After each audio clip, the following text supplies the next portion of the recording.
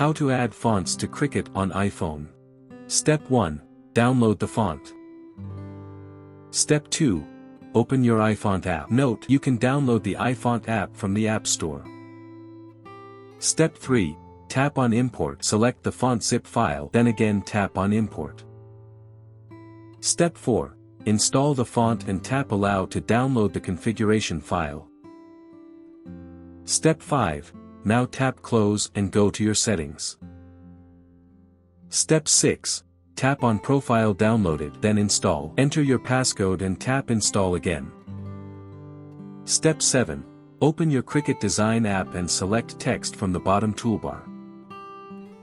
Step 8. Tap on Systems, then Search and choose your font.